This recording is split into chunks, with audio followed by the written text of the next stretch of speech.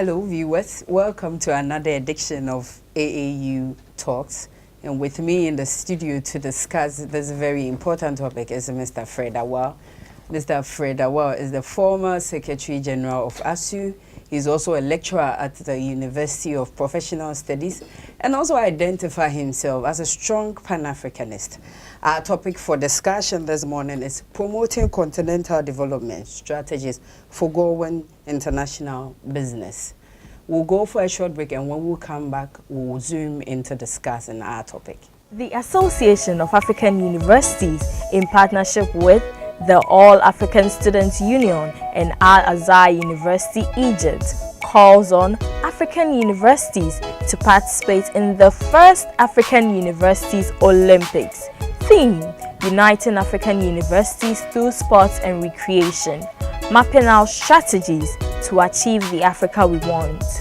The disciplines include basketball, football, long jump, triple jump, shot put, javelin, sprints, and a whole lot more. The teams will be formed according to the 5 geopolitical regions of Africa, namely West, East, South, North, and Central Africa. Venue: Al-Azhar University, Cairo, Egypt. Date: 14th to 18th of March 2019. Register now on blog.aau.org and also stand the chance of visiting the pyramids of Giza and other interesting sites in Cairo. For more information, visit blog.aau.org or call +233 2432 98464. Good morning, Mr. Awaah. Good morning. How are you doing? Very fine. Welcome back to AAU Talks. Thank you. Best of the season to you. Thank you. Okay. So our topic this morning is very interesting, and it says promoting continental development strategies for growing international business. I think this topic is quite interesting, but who knows about international business? What is international business, and how would you describe it to be? All right. I think that I would want us to put this discussion in context. Okay. Now, we want to talk about the issues of international business hinged on the African Union's Agenda 2063. Exactly. Now, of course, when you look at the thematic areas of the African Union Agenda 2063, one key component, of course, very important, is the cardinal principle. First one, the first aspiration. Yes, a prosperous Africa based on inclusive growth and sustainable development.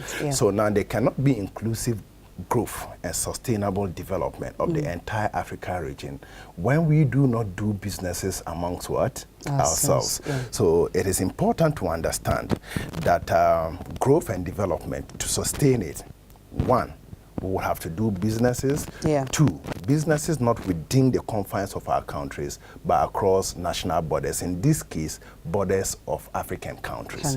So when we talk about international businesses, we basically want to refer to doing businesses, okay, or selling of goods, services, and intellectual property across the borders of Africa. Okay, so there goes my next question. So if we are talking about international businesses, that means there would be local businesses. Absolutely. So what's the difference between international business and local businesses? What really distinguish between those two?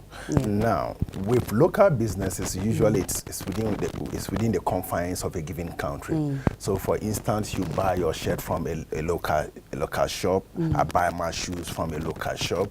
It is within the same country. At lunchtime, we go to eat food from a local food seller. All right, those are all components of international business. That is exchanging goods, services, and intellectual property within the confines of a single country. Then we'll be talking about local businesses. But if it is done across borders, then international. It is also important to understand that one cardinal distinguishing feature between local and international business is the issue of currency. Okay. All right.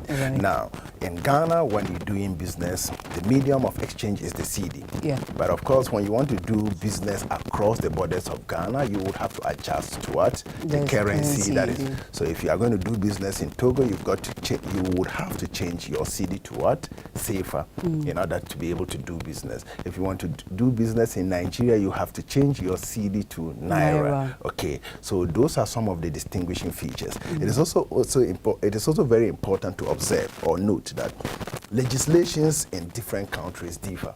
Okay. Okay. So when you are doing international business, usually it is within the confines of the laws of your country, which you are doing the business in. Okay. Yes. And a lot of times when you are doing local business, you know the rules governing your business in that country. Sure. But when you are going international, there is the need for you to adjust to the legal systems of the destination country or the laws, rules, and regulations that underpin how businesses are done in that country. You have to adjust, else you would be in problems or challenges with the laws of that given state. So what comprises international business? Are these multinationals or something? Because when I see KFC here in Ghana, I know KFC is from UK and we brought it down. Yeah, so what are US, some of Kentucky Fried Chicken? Yeah, US. And so what are the difference? What makes a business international business? Okay. So basically you want to know the players in international business or those who engage in international business. Okay. Now, a number of organizations, countries, or individuals fall under this category. But for the purposes of our discussion, I want us to talk about 4 of them. Okay. All right. The first is multinational enterprises. Multinational enterprises are large organizations that have relatively big resources, and they do businesses across the borders of different nations, either directly or through their subsidiaries or affiliates. Now, when we say directly, it means that in their home country, the establishment is there, but they have branches throughout the country. Other countries. All right. But when we say through their affiliates or subsidiaries, perhaps they have agencies across national borders who do businesses on behalf of them. Okay. All right. So you take, for instance, my sister, you make some money out of AAU and you want to buy a Toyota car. Okay. You don't need to go to Japan to buy a Toyota car because you have Toyota Ghana. So Toyota Ghana is what? A subsidiary. A subsidiary of the main holding, which is what? Toyota Japan. All right. So those are examples of multinational enterprises. A lot of times in Ghana, until recently, we had only National Investment Bank and the Ghana Commercial Bank. But today we have a lot of banks, EcoBank, Barclays Bank, Standard Chartered Bank. These are all banks or multinational enterprises that have branches here in Ghana that we can take advantage of. So when we talk about multinational enterprises, the key and defining features are that they are relatively resourced. It means they are big organizations. Okay, they do businesses across national borders. Number 3 is that they do these businesses directly or they use their affiliates or subsidiaries. That is what we need to understand about multinational. Okay. But of course, having said this, it's we don't have only multinational enterprises engaging in international business. You already said 4, so yes. So we also have born global companies. Okay. When we talk about born global companies, they are businesses that have been set up right from the scratch with a vision or objective of launching out to the international community. Can you come down for us to our viewers to understand this technicalities? Okay. So what I mean here is that born global companies, right from establishment, the intention of their business is not their nation. Okay. They want but to other go destination. global. Absolutely. So you take, for instance, the airline industry.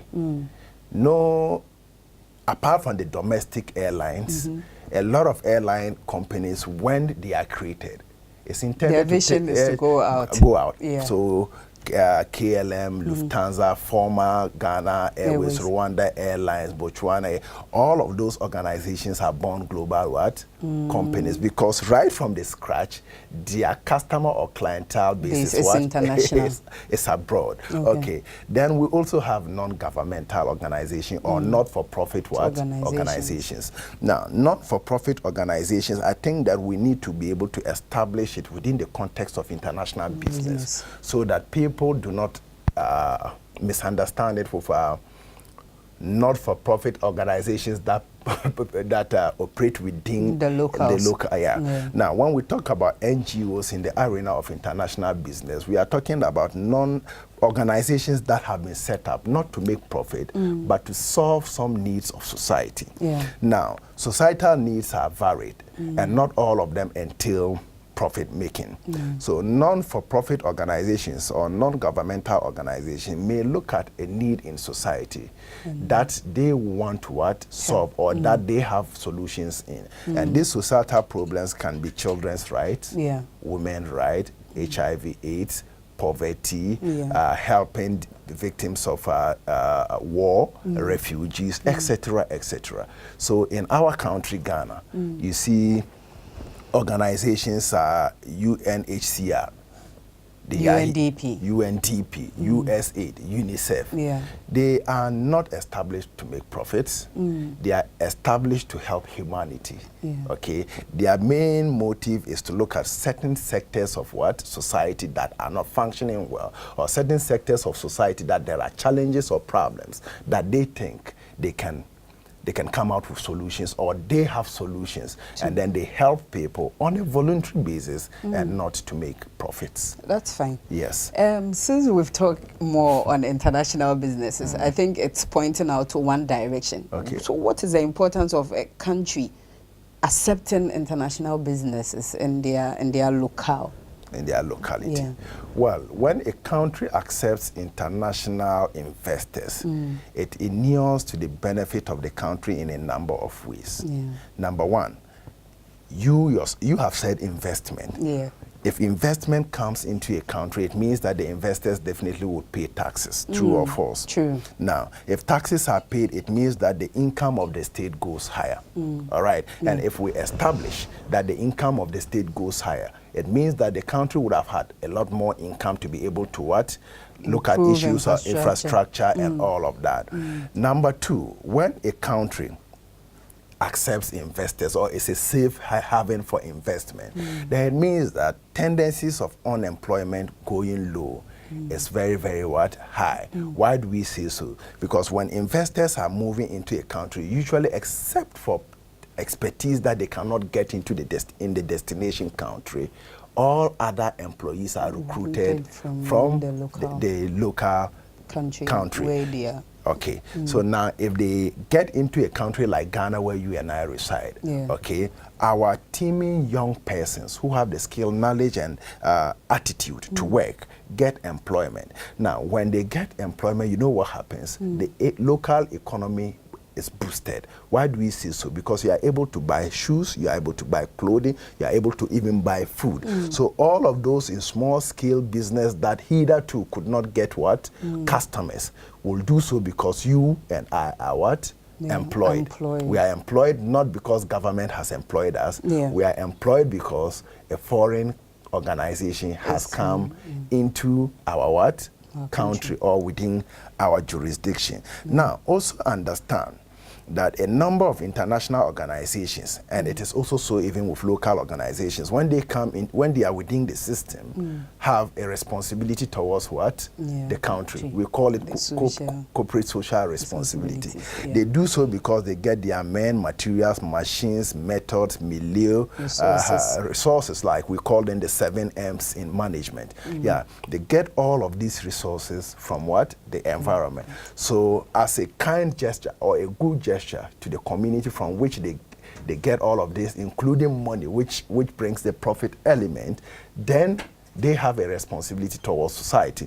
Now, when they do so, our communities improve. Some decide to build schools, some decide to build hospitals, some decide to create road infrastructure. Yeah, closer to where they are sometimes. To where they are. And in all of this, the key beneficiaries are what?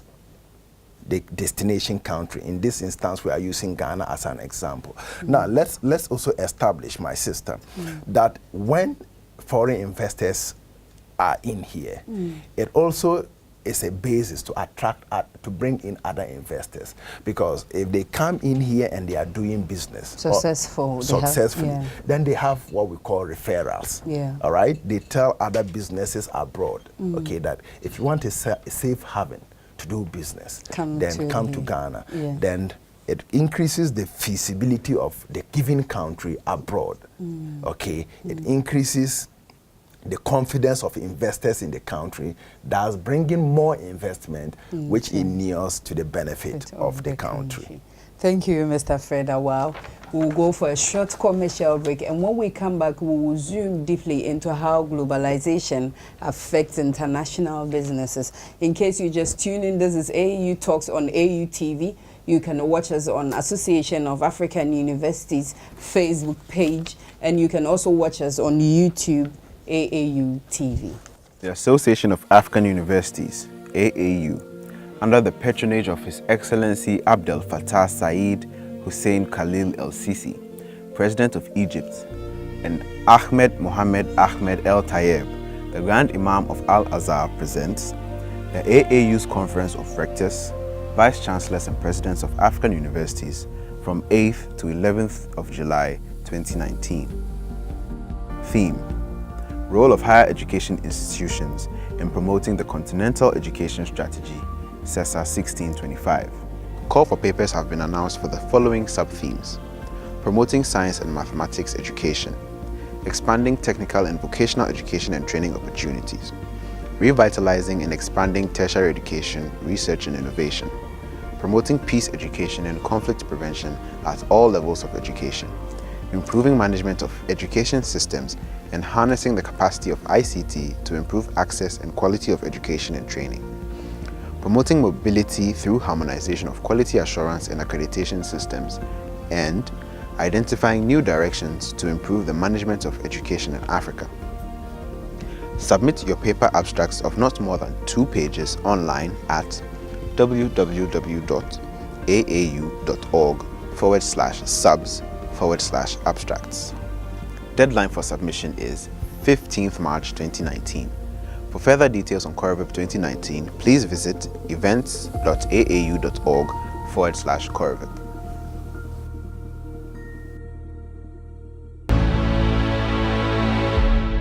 Welcome back to AAU Talks. Our topic we've been discussing is promoting continental development strategies for doing international businesses.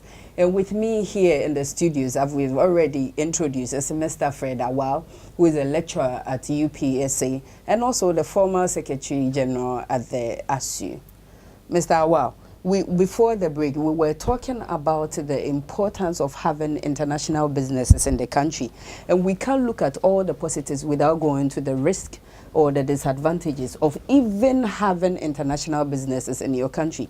Does it bring about competition between locals and these businesses that are set up?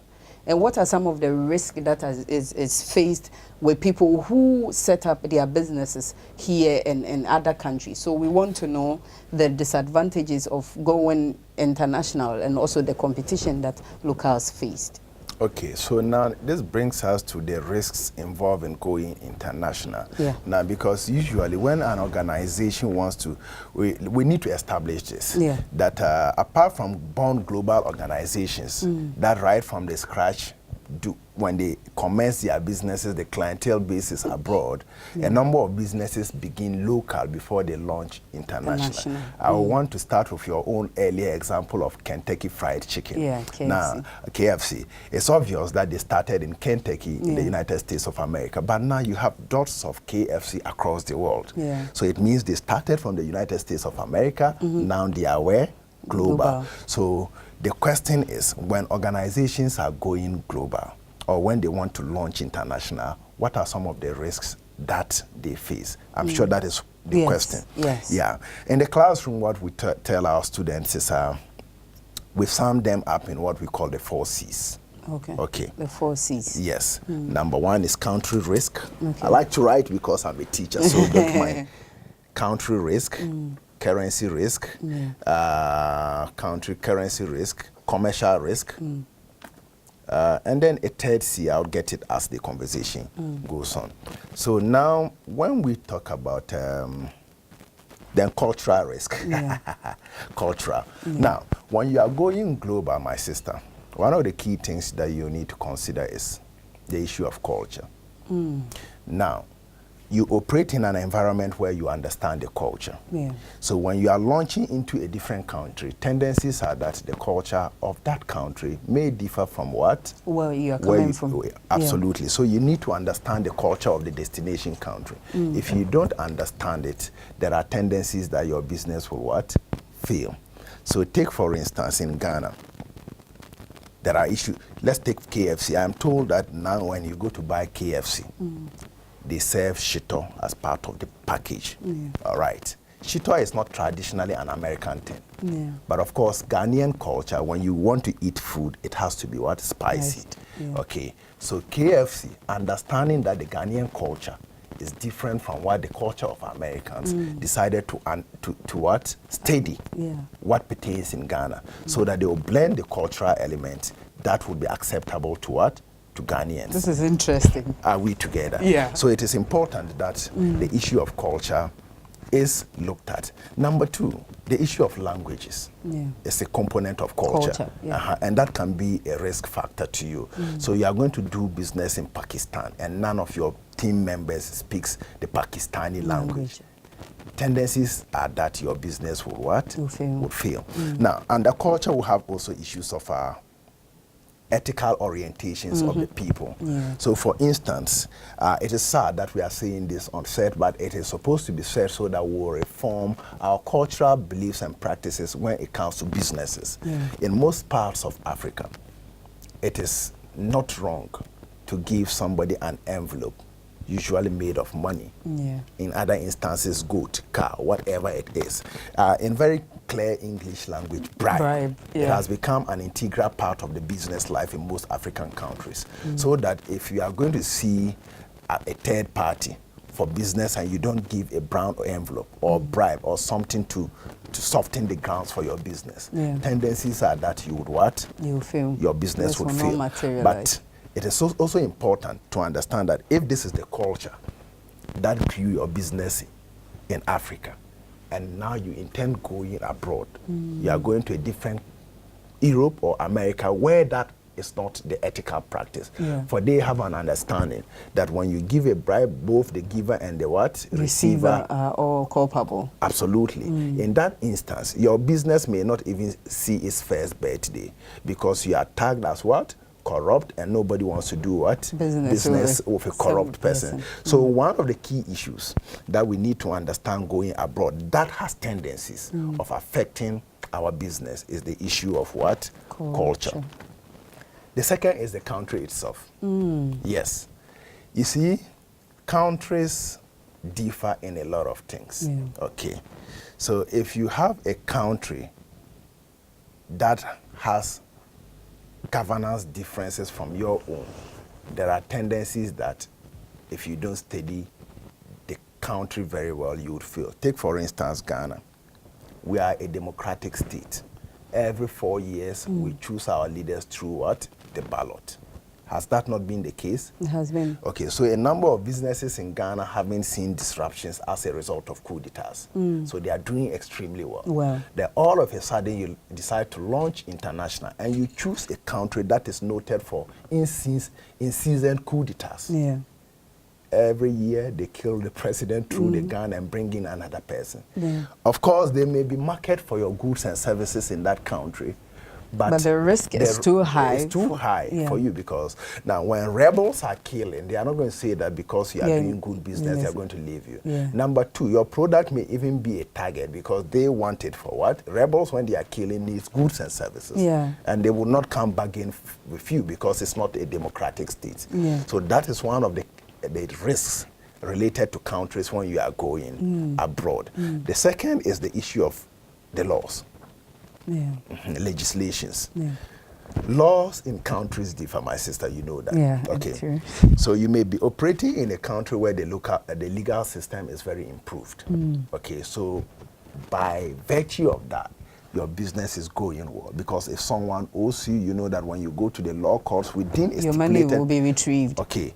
Now, when you go to a country where the legal system is not improved, there are challenges that may go against you. And this is peculiar in our Africa settings. Within our region. Yeah. Yes. So you go to places where the laws do not work, or the laws are functionally working, meaning that they work depending on who is involved. Yeah.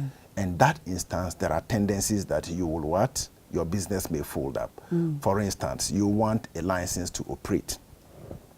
How long does it take for the license to be given? Okay. You want to pay taxes. Are you going to pay real taxes or taxes born out of somebody's imaginations? Exactly. All these are issues of what? Law. Okay. Now, even repatriate profits can be an issue of a challenge under the country. Some countries have laws that when you are a foreign investor, you cannot take more than a certain percentage of your profits back home. And that can be inimical to the growth and prosperity of your business. Yeah. Because you started in Ghana, for instance, you decided to go to country B with monies that you made in Ghana. You have made money there, and the government, the laws there does not allow you to take what? Your money out to a third country to invest. So it means your business may not what? Grow. They say under the same country risk, my sister, it is important to inform that sometimes some of the issues that may bother you is the issue of protectionism. Yeah. Okay. Okay. All right. Government protecting its own. So they may say, yeah, you can invest in our country, but you cannot invest in this sector of the economy. Meanwhile, in your country, you are free to invest in every sector. Yeah. Or the government may say that, okay, you can invest in this sector, but you must align with what? A local company or a local, an indigent in order to be able to do that business. Now, all of these, you may be doing businesses very well in your country, but when moving out, country risk can also be one. Then I think we've looked at culture, we've looked at currency. I think the currency would be the next to look at. Yeah, currency. Yeah. Now, you see, when you're doing business home, usually you use a local currency. Is that not the case? Yeah, it is. Okay. If you are going abroad, one of the key things that may be an impediment to your business, or one that may be a risk to your business, is your currency. And under currency, one key issue is the currency exposure. Currency exposure basically means, my sister, how favorable or unfavorable does your home currency, okay, compete with the currency of the country in which you are going to. So let's not even go back. Okay. The CD as against the dollar. Absolutely. And if you are doing business and you need these huge cedis to change into a very few dollars, that means it is going to directly affect the kind of business you're going to do outside. Absolutely. Yeah. And even if you succeed in going abroad with your currency, okay, and you are able to overcome the currency risk, there is also another issue of taxation, foreign taxation. In Ghana, you are paying taxes, all right, in your local currency. Okay, but if your currency is weak and then you go abroad into a country like the US, you may, in value, on the face value, you may be paying less what? Tax in the US, in value term, because if you are paying 5 Ghana cedis here, in US, you may pay just $1. But in the long run, okay, the value of the $1 you are paying may be more expensive than what? The 5 Ghana cedis. So that is also going to be what? A risk. All right. So commercial risk usually are issues related to the product or service in which you trade. Okay. Yeah. So you are doing business in Ghana and you want to go abroad, my sister. Of course, depending on the kind of business you want to do, you may want to seek a foreign partner or an investor in the destination country. Your choice of investor can be a risk under commercial risk. Why do we say choice of investor or choice of partner? Now, you're going to do business let's take, for instance, in the cola beverage industry. Okay. Okay. And then you come into Ghana. We have Pepsi Cola. We have Afri-Cola. You have Coca-Cola. Okay. You have different of them. Okay. And you want to partner one of them. Okay. Okay. Of course, not to discredit the brand of the cola beverage industries in Ghana, but we all know that the market leader is Coca-Cola. Yes, definitely. Okay. All the others are newbies. Absolutely, yeah. So I would want to think that it would be appropriate if you want to partner. You partner with a market leader or a giant in the industry. So one key issue related to commercial risk is the kind of partner you would want to partner abroad. So if you partner with a smaller cola beverage company, it's likely that the competition from Coca-Cola may let you go out of business. And if you go out of business, you would have lost your what? Resources. So basically, these are the 4 key risks that international organizations are likely to face when they want to venture abroad. Yeah, but we know this is all possible because of globalization. Absolutely. And so what drives market globalization? What makes this successful? What drives market globalization? Okay. Now, for the purposes of our viewers, I will want to establish that market globalization entails the interdependence of states, okay, for economic benefits. Okay, so today I am wearing shoes not made in Ghana because my country and I are depending on what? Some state for these shoes. All right. Today I'm sitting on TV using technology that is not made in what? Ghana. Yeah, drivers of the globalization. Yeah. Absolutely. Today we are here. We know people eat chocolates out of Ghana because Ghana has produced what? Large chunks of what? Chocolate. They are depending on Ghana for cocoa. Absolutely, for cocoa. Yeah. Go. Now we have a lot of Chinese here. All right. So market globalization basically refers to this interdependence of states. And it is born out of the recognition that no country can be self-sufficient. So we need to depend on each other. So drivers of market globalization, having established this, it is important now to respond to your question. One of the key drivers to market globalization is technology. Yeah. Once upon a time, we didn't have a lot of technology. So all we knew was what was within our jurisdiction. Space, but now just at the tap of a global village. Absolutely. Whatever you want in the country, even our students now, a lot of the things they want, they just go onto the internet. So technology has been a keyword driver of market globalization. It has made it easy for us to know what is where and how to get it. So if you want something from America, USA, China, you don't need to be there. You just need technology. It makes it easy and accessible. Absolutely. You can get things on your phone everywhere you are. You can sit in the comfort of your office and do whatever you like because of globalization. Absolutely. You can be in the market because of globalization. Absolutely. Yeah. So before we go, I would ask you our last question. And our last question is that we know globalization, the market globalization has helped us a lot in terms of accessibility, in terms of how we can go about things. Even in our research, it has been pushed by globalization. What are some of the consequences? Because what I see of globalization is the cultural mimicry. Is that we want to follow blindly what is going on around the world, things that we are doing. So what are some of the consequences of market globalization, and how can we as a country or as a region work towards that? Because when you look at the other aspiration, the last one, it said Africa as a strong, united, resilient, and influential global partner. And so it is very important that in as much as we are in the globe and we are part of this, there should be ways that it would be beneficial that we can play our part. So what are the consequences of market globalization? Now, we have already established that market globalization basically is a product of the understanding that no country is self-sufficient. So we depend on each other. So in the process of depending on each other, a lot of consequences come up, okay, to countries. So we take for example a country like Ghana. Much as we enjoy the benefits of technology, goods and services from other countries, what are the effects? Number one is the issue of loss of sovereignty.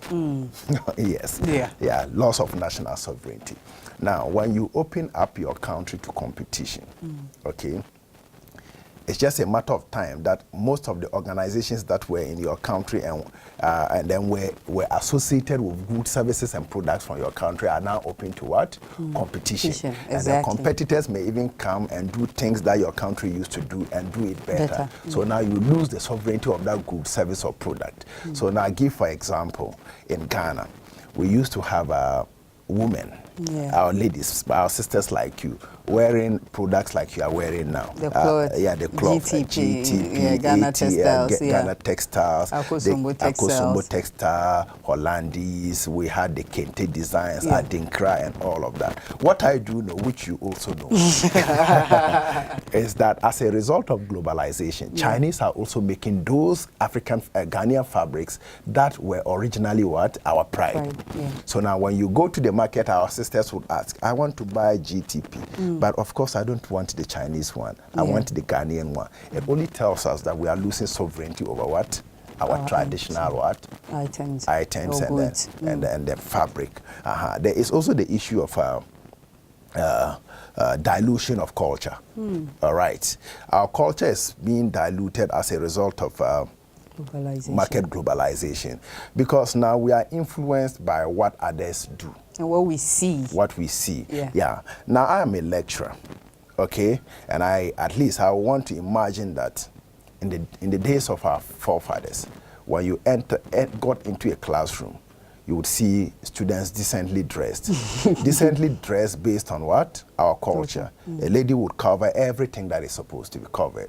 But with the upsurge of technology and therefore globalization, students see miniskirts, they see bikinis, they see show your back, show your stomach, show your chest. And all of these are products of what? Globalization. And they have compromised on the traditional culture of what? Ghana. And what I'm saying is not related only to Ghana, it's related to the entire global region, the whole world. Because what the American also sees about Ghana has tendencies of affecting what? Their culture. So globalization, yes, good, but obvious is that it has consequences or effects on what? On the local economy. And I want to also add that globalization brings about stiffer competition. So sometimes a bit of protectionism is good for the local industry in order not to let them out of what? Business. Okay. So before we go and we wrapping up on our program and our topic, our interesting topic, viewers, we know this topic will be every week. We will be here to discuss the components of international business. Your final words: are government encouraged to promote international businesses? What advice will you give to those in position to make decisions when it comes to systematic registration of businesses and how international businesses to be regulated in our region? All right, I want to say that there's already a blueprint. That is the Africa Agenda 2063. And the aspiration one clearly indicates that we want a prosperous what?